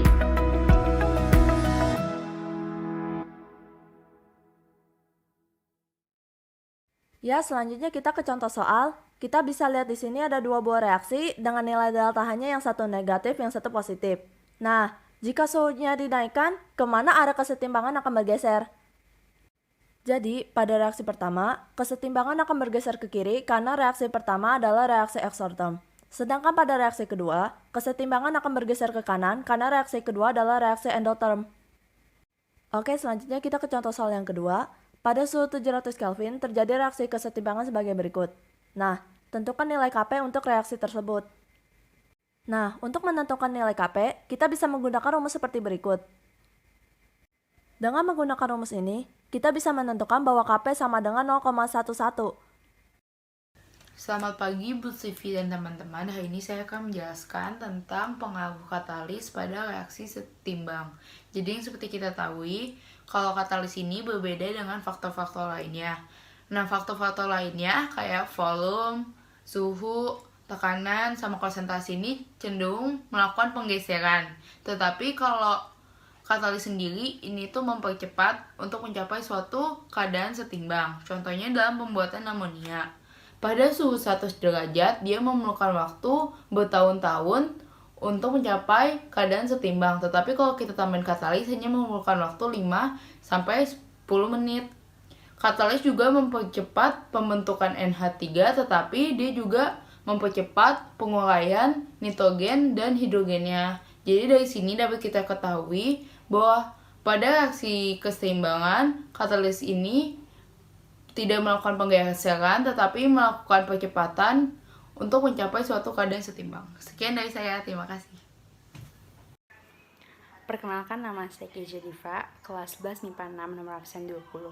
Di sini saya akan menjelaskan tentang proses Haber pada pembuatan amonia. Amonia atau NH3 merupakan senyawa penting dalam industri kimia, seperti untuk pembuatan pupuk, asam nitrat, dan senyawa nitrat untuk berbagai keperluan. Jadi, gimana sih reaksi proses pembuatan amonia?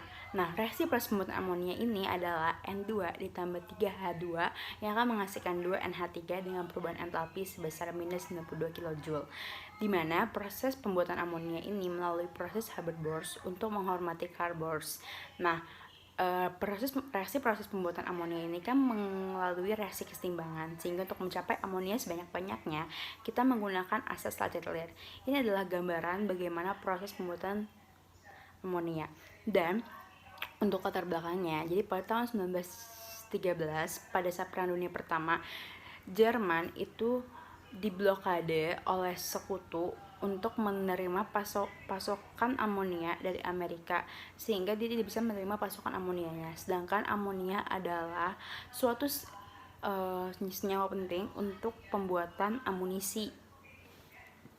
Setelah itu ada faktor yang mempengaruhi tentang proses pembuatan amonia. Ada aja faktornya, ada 4. Ada konsentrasi, suhu, tekanan, dan volume.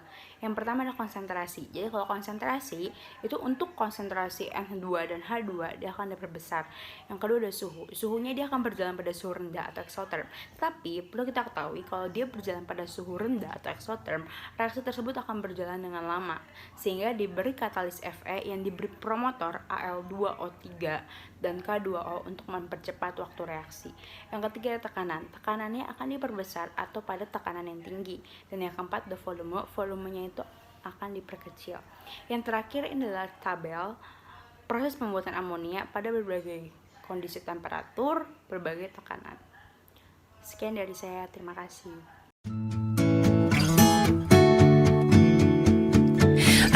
Up in a painted cup, I will pour my love from a cloud above. Hai semuanya, nama saya Jessica Christy Lukas dari kelas 11 MIPA 6, nomor presensi 15. Sekarang saya akan melanjutkan penjelasan mengenai kesetimbangan kimia dalam industri. Nah, yang akan saya jelaskan kali ini adalah pembuatan asam sulfat dengan proses kontak. Sebenarnya asam sulfat itu apa sih dan kenapa kita harus ngebuatnya pakai proses kontak? Jadi kita bakal bahas apakah ada cara lain selain proses kontak untuk ngebuat si asam sulfat ini. Nah, jadi ceritanya gini, asam sulfat itu sebetulnya merupakan salah satu senyawa nih yang paling penting dalam industri kimia. Asam sulfat ini digunakan untuk membuat ratusan senyawa kimia yang dibutuhkan oleh hampir setiap industri. Sebetulnya secara luas asam sulfat ini banyak digunakan dalam pengolahan logam. Jadi mendingan kita bahas aja langsung ya, sebenarnya apa aja sih kegunaan dari asam sulfat itu sebelum kita masuk lebih dalam untuk mempelajari cara pembuatan dari si asam sulfat ini. Oke, jadi yang pertama, asam sulfat itu digunakan sebagai bahan baku untuk pembuatan pupuk seperti pupuk superfosfat dan amonium sulfat. Yang kedua, asam sulfat itu berperan dalam pembuatan asam klorida, asam nitrat, garam sulfat, deterjen, zat pewarna, bom, dan obat-obatan. Dan yang ketiga, itu kegunaannya itu membuat zat warna. Selanjutnya yang keempat, asam sulfat berperan dalam pemurnian minyak tanah. Yang kelima, asam sulfat itu biasanya berperan untuk menghilangkan karat besi pada baja sebelum dilapisi seng atau timah. Dan yang keenam, asam sulfat merupakan bahan dasar pada industri cat, plastik, aki, tekstil, dan bahan peledak. Nah, karena kita udah tahu apa aja sih kegunaan dari si asam sulfat ini, jadi kita bakal lanjut ya. Selanjutnya itu adalah kita ke proses pembuatan asam sulfat. Tadi kan di awal saya sempat tanya kan, sempat memberikan beberapa pertanyaan. Di situ saya bilang apakah harus menggunakan proses kontak gitu kan. Jadi jawabannya adalah tidak, karena sebetulnya ada cara lain untuk membuat si asam sulfat ini. Itu ada kamar timbal. Nah, terus kenapa kita kok pakainya lebih disaranin untuk pakai yang kontak? Kenapa nggak kamar timbal? Jadi penggunaan si kamar timbal ini tuh dinilai kurang menguntungkan. Kenapa? Soalnya ini tuh memerlukan biaya yang lebih mahal ketimbang dengan si proses kontak. Jadi udah pasti dong kalau proses kontak itu dia selain emang harganya lebih murah, jadi kita bisa menghasilkan asam sulfatnya itu sampai kadarnya itu mencapai 99%. Nah, itu gede banget kan. Nah, jadi itu. Oke, karena tadi kita udah bahas itu, sekarang kita bakal langsung lanjut ke proses pembuatannya. Di sini yang intinya nih ya. Jadi proses pembuatan asam sulfat dengan proses kontak ini terdiri dari 3 tahap. Yang pertama itu adalah pembakaran belerang menjadi belerang dioksida. Itu reaksinya adalah S atau sulfur direaksikan dengan O2 atau oksigen akan menjadi SO2 atau belerang dioksida. Selanjutnya yang tahapan kedua itu adalah oksidasi SO2 yang sudah kita dapatkan tadi di tahapan pertama supaya dia menjadi SO3. Gimana caranya? Itu kita harus reaksikan dia dengan O2 atau oksigen. Jadi seperti yang kalian lihat di situ 2SO2 ditambahkan dengan O2, di situ ada terjadi keseimbangan kimia menjadi 2SO3 dengan delta H sama dengan minus 196 kJ. Ya, selanjutnya yang ketiga adalah mereaksikan SO3 tadi yang sudah kita dapatkan dengan air. Tapi pada tahap ini SO3-nya itu nggak langsung direaksikan dengan air, tapi harus dilarutin dulu ke dalam larutan H2SO4. Nih, ini ada reaksinya di situ seperti yang kalian lihat. SO3 direaksikan dengan H2SO4 akan menjadi H2S2O7 dan bentuknya adalah liquid. Nah, terus selanjutnya adalah direaksikan lagi tuh si H2S2O7-nya supaya kita hasilkan H2SO4, jadi dia direaksikan dengan H2O dengan air. Jadi keseimbangan kimia menjadi 2H2SO4 dalam wujud larutan. Nah, kondisi optimum untuk proses industri asam sulfat ini itu dia adalah berada di suhu antara 400 derajat Celcius sampai 450 derajat Celcius dan tekanan 1 atm.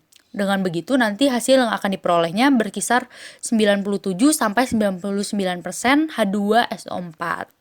Oke, kita lanjut lagi ya. Situ kita bakal lanjut di sini nih. Nah, ini ada gambar di sini kalian bisa lihat itu proses pembuatannya kurang lebih kayak gitu. Nah, terus ini di situ kalau kalian lihat di bawahnya yang belerang dioksida, itu ada tulisan udara plus V2O5. Itu apaan? Jadi nanti kita bakal bahas ya. Kita lanjut dulu aja. Terus ini juga proses pembuatannya yang lebih berbeda aja dibanding gambar yang sebelumnya. Yang tadi kan sederhana nih yang sebelumnya. Yang kali ini kita kayak lebih jelasnya, kalian bisa lihat di situ. Selanjutnya kita bakal langsung ke ini. Oke. Nah, jadi sebetulnya tahapan yang paling menentukan adalah di tahapan yang kedua. Kenapa?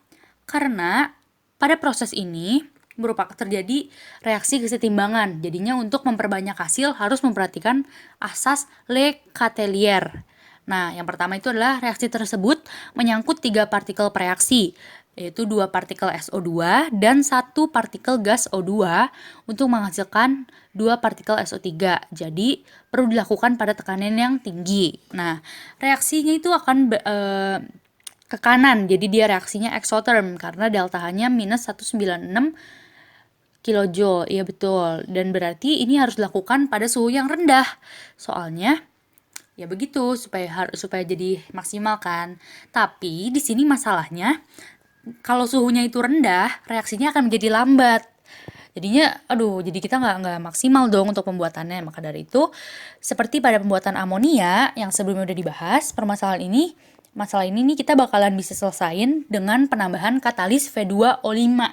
Jadi kalau tadi di awal yang di sini sempat ada V2O5, itu dia adalah katalis yang berfungsi untuk yang namanya katalis, dia akan mempercepat yang namanya reaksi dong, ya kan? Nah, itu dia. Jadi begitu kira-kira penjelasan tentang pembuatan asam sulfat menggunakan proses kontak. Semoga kalian dapat paham dan menguasai materinya dengan baik. Terima kasih. I'm coloring my love, my love, my love. Nama saya Caroline Angelina dari 11 MIPA 6 dan di sini saya akan menjelaskan tentang salah satu contoh penerapan keseimbangan kimia, yaitu dengan menambahkan HClO atau asam hipoklorit ke dalam bak atau penampungan air. Hal ini supaya kita bisa menghambat pertumbuhan alga atau bakteri atau kuman yang ada dalam air dan air bisa menjadi bersih. Namun biasanya bak atau penampungan air itu letaknya ada di bawah sinar matahari langsung. Dan sinar matahari langsung ini akan membuat penguraian asam hipoklorit ini lebih cepat, sehingga biasanya kita tambahkan asam sianurat atau C3H3N3O3. Dan asam sianurat juga asam hipoklorit ini akan bereaksi dan menghasilkan asam triklorosianurat atau Cl3C3N3O3. Dan asam triklorosianurat ini tidak mudah terurai oleh sinar matahari, sehingga penggunaannya itu bisa lebih panjang atau tahan waktu. Untuk reaksinya bisa dilihat di sini. Terima kasih. Saya Linal Auriel dari kelas 11 MIPA 6, nomor urut 21. Sekarang saya akan menjelaskan tentang tangki hidrogen cair atau cryogenic. Pertama-tama saya akan menjelaskan tentang sejarah hidrogen cair. Pada tahun 1885, Zygmunt Florentine Douglas mengumumkan penemuannya terhadap suhu kritis hidrogen pada 33 Kelvin, tekanan kritisnya pada 13,3 PA, dan titik didihnya pada 23 Kelvin. Hidrogen juga berhasil dicairkan oleh James Dewar pada tahun 1898 dengan menggunakan pendingin regeneratif dan penemuannya tabung hampa udara. Sintesis pertama dari bentuk isomer stabil hidrogen cair atau parahidrogen dicapai oleh Paul Hartek dan Carl Friedrich Bonhoeffer pada tahun 1929. Selanjutnya saya akan menjelaskan tentang macam-macam proses pembuatan hidrogen. Hidrogen dapat dihasilkan dari bahan bakar fosil yaitu gas alam dan batu bara, energi terbarukan yaitu biomasa, angin dan fotovoltaik solar, dan juga dari energi nuklir. Macam-macam pembuatannya ada 4, yaitu steam reforming, gasifikasi, elektrolisis air, dan juga termolisis air, sehingga menghasilkan hidrogen. Selanjutnya, cryogenics. Cryogenics adalah ilmu yang memproduksi dan mempelajari kondisi suhu rendah. Kata cryogenics sendiri berasal dari kata cyros yang berarti dingin, dikombinasikan dengan bentuk singkat dari kata kerja bahasa Inggris untuk menghasilkan. Prosedurnya terdiri dari pendinginan gas dengan perendaman dalam bak ether dan es krim, sehingga lalu pressure gas hingga gas tersebut cair. Selanjutnya, konsep tangki hidrogen cair. Gas hidrogen harus dicairkan pada suhu yang sangat rendah. Pada tekanan 1 atm diperlukan temperatur hingga 22 Kelvin.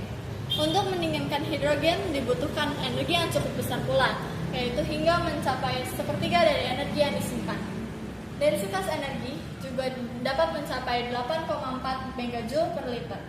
Walaupun sangat berat, namun volume dari tangki hidrogen cair lebih kecil daripada tangki tekanan tinggi, sehingga cocok untuk tekanan aplikasi statis. Sekian dari saya, terima kasih. Saya Priscilla Patricia akan menjelaskan mengenai salah satu contoh kesetimbangan kimia pada industri, yaitu kesetimbangan kimia pada industri asam nitrat.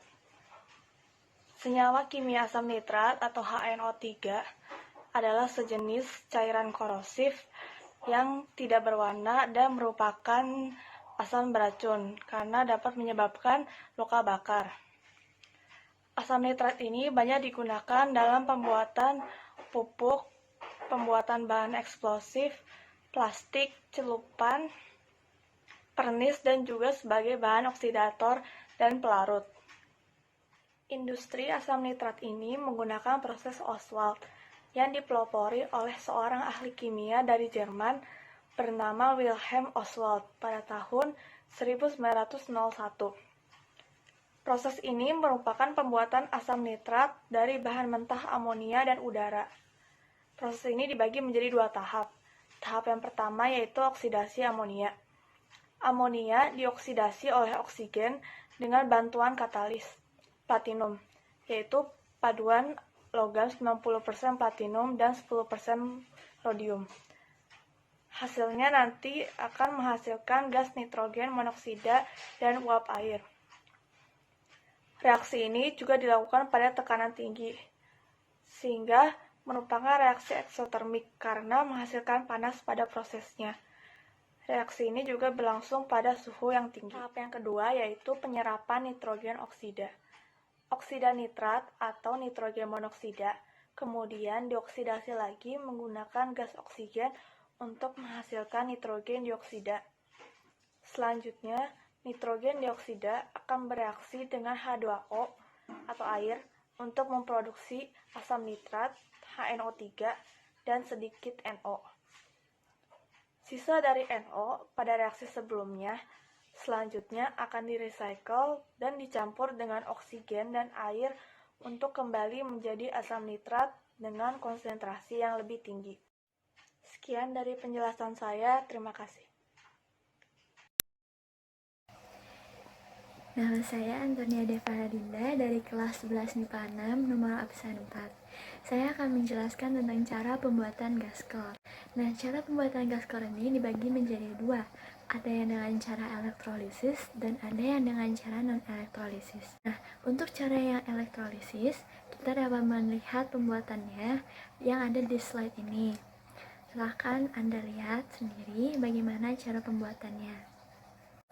Nah, untuk cara yang non-elektrolisis, kita dapat membuat gas klor dengan cara diakon.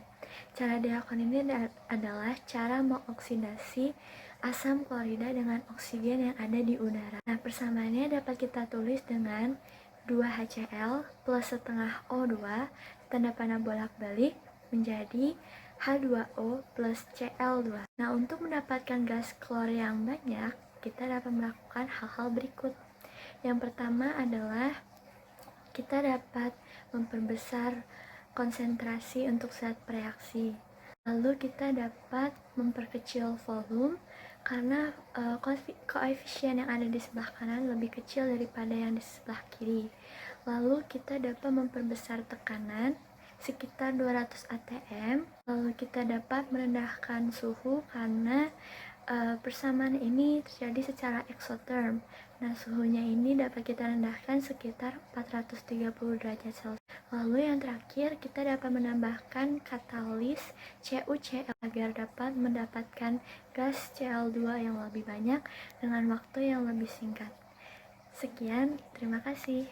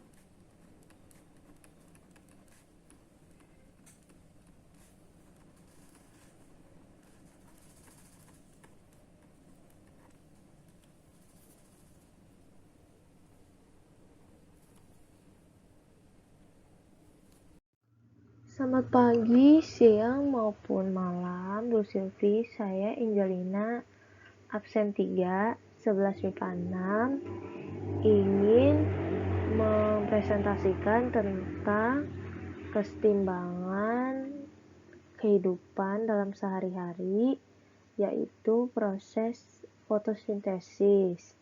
Apa itu fotosintesis?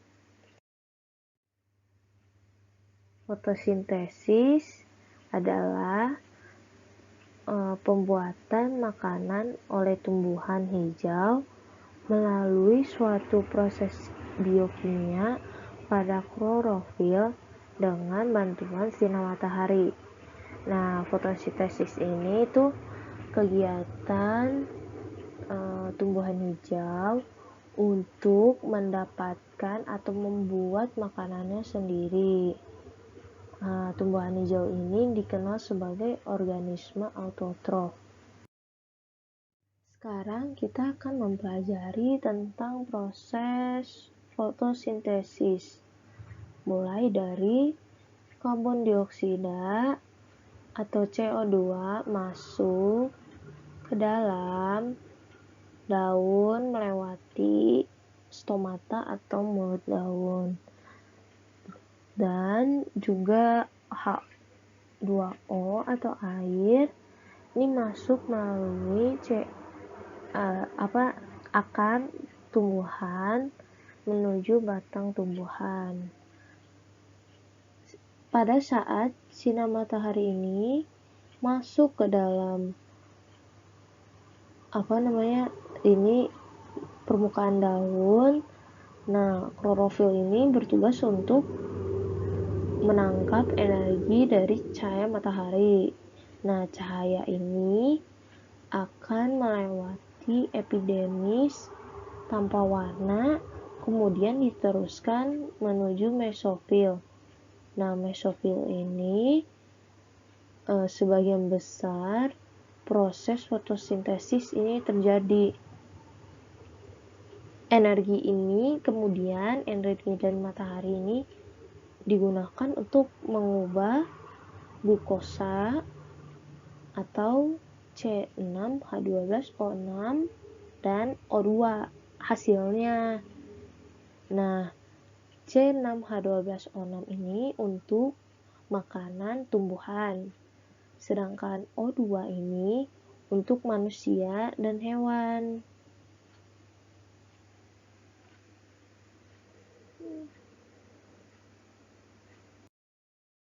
Setelah kita mempelajari tentang proses fotosintesis, sekarang kita akan mempelajari tentang reaksi fotosintesis. Mulai dari karbon dioksida ditambah air bereaksi menjadi glukosa tambah oksigen. Nah, reaksi ini awalnya belum setimbang. Nah, ini contohnya sudah disetimbangkan menjadi 6CO2 tambah 6H2O bereaksi menjadi C6H12O6 ditambah 6O2. Kenapa reaksi ini bolak-balik? Karena pada saat siang hari glukosa atau C6H12O6 ini adalah bahan makanannya. Berarti bagaimana caranya tumbuhan ini mendapatkan makanannya? Dia akan mereaksikan karbon dioksida ditambah air menjadi glukosa makanannya ditambah O2 untuk manusia dan hewan untuk bernapas. Sedangkan pada saat respirasi berarti glukosa ini ditambah O2 maka dikeluarkan menjadi air ditambah karbon dioksida. Faktor apa saja yang memengaruhi proses fotosintesis? Yang pertama adalah klorofil.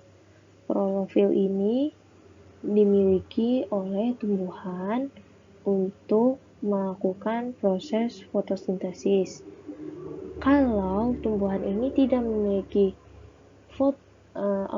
klorofil, maka tidak bisa melakukan proses fotosintesis. Yang kedua adalah cahaya matahari.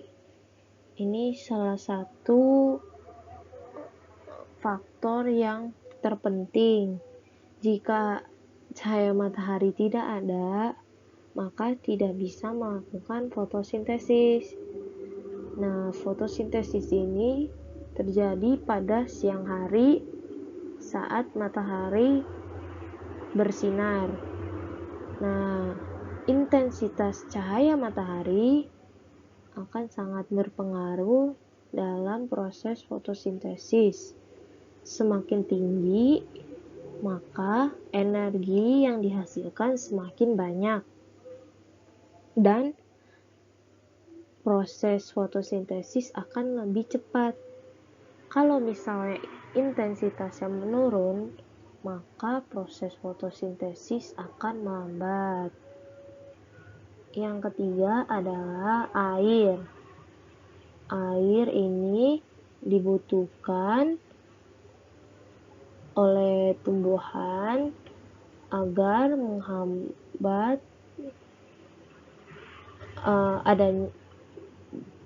adanya air ini dapat menghambat proses fotosintesis yang dilakukan oleh tumbuhan. Air ini didapatkan oleh akar yang terserap melalui tanah. Kekurangan air saat kekeringan menyebabkan stomata menutup.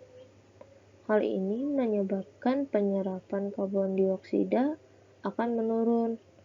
Nah, ini bisa dihambat proses fotosintesis. Untuk itu, air sangat dibutuhkan dalam fotosintesis. Yang keempat adalah karbon dioksida. Karbon dioksida ini untuk melaksanakan proses fotosintesis. Ini komponen yang paling utama karena tumbuhan ini bisa mendapatkan karbon dioksida itu dari udara luar melewati stomata, terus dari karbon dioksida ini menghasilkan O2 untuk manusia dan hewan. Nah, karbon dioksida ini didapatkan oleh hasil sisa respirasi dari manusia dan hewan.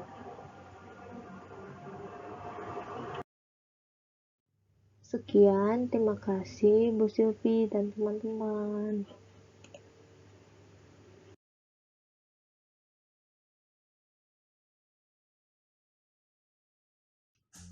Hai, nama saya Stefan Jessica, kelas 11 MIPA 6, nomor absen 30. Kali ini saya akan membahas mengenai salah satu penerapan kesetimbangan kimia, yaitu siklus oksigen. Siklus oksigen adalah salah satu siklus biogeokimia yang menjelaskan pergerakan gas oksigen di atmosfer, ekosistem, biosfer, dan litosfer. Siklus oksigen memiliki reaksi kesetimbangan sebagai berikut. 6CO2 ditambah 6H2O, tanda panah bolak-balik, C6H12O6 ditambah 6O2. Pada tumbuhan, reaksi kesetimbangan akan bergeser ke arah kanan. Hal ini disebabkan karena tumbuhan menyerap CO2 di udara, kemudian bereaksi dengan air dan bantuan sinar matahari melalui proses fotosintesis, akan menghasilkan glukosa dan O2. Sedangkan pada manusia dan hewan, reaksi kesetimbangan akan bergeser ke arah kiri. Hal ini disebabkan karena manusia dan hewan mengambil oksigen di udara, untuk proses pembakaran makanan, di mana hasil pembakaran ini berupa gas CO2 dan uap air akan dilepaskan ke udara. Sekian materi yang dapat saya sampaikan. Terima kasih dan sampai jumpa.